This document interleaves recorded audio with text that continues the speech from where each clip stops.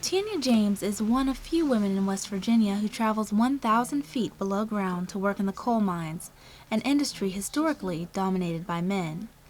Tanya began working in the coal mines at the young age of 19. 27 years later, she still goes to work 6 days a week, shoveling in an underground world that few will ever experience. Still, she doesn't see anything unique about being a female mine worker, despite the fact that only 2% of all West Virginia mine workers are women. It's a hard job, and anybody tells you it's not telling you the truth. You know, and there's a lot of dust. I work a lot on the belt lines and stuff, and there's a lot of dust and stuff like that, you know, that bothers you. West Virginia is the country's second highest producer of coal. Though West Virginia has a rather low economy, mine working is one of few relatively high-paying jobs offering medical care and a pension. Coal accounts for half the electricity used by Americans. Many miners risk their safety each day to satisfy the high demand for coal, but more importantly, to provide for themselves and their families. Clarence W. Matthews, who goes by CW, shares his endearing memories of 23 years working in the coal mines. Very physical, very hard shoveling and backbreaking work. It wasn't, we had some machinery, but not too much in shaft construction. On the most part, all the women that I worked with were hard-working women. I carried a bag of rock dust, they carried their bag of rock dust. They always did their fair share of all the time that I worked with them.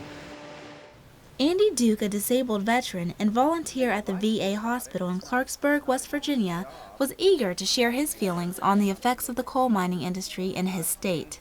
It's a very dangerous industry and dangerous for the workers, of course.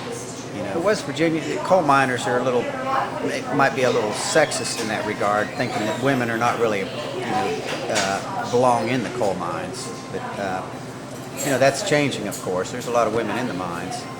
It depends on their strength and their perseverance.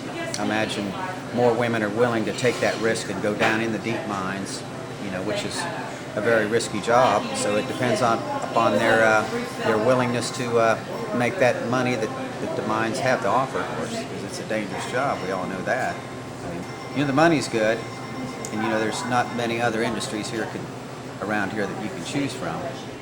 For Tanya, the money was her primary incentive to begin working in the mines. I think right now the lowest rate is just a little over $20 an hour.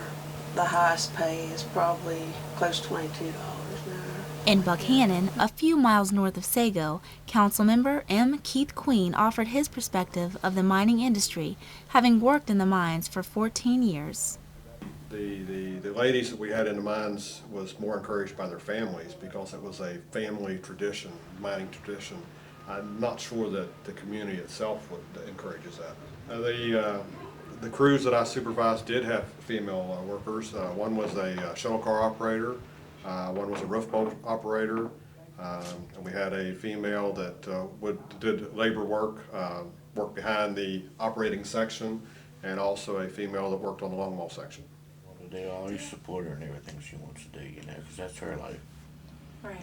I know we've been married for 24 years now, something like that. Mm-hmm. And at first it was hard for me to get used to it. When we first got together, her leaving and not knowing whether she's going to come back out or not, in the evening. But after a while, you just kind of get numb to it. You worry all the time. You never stop worrying.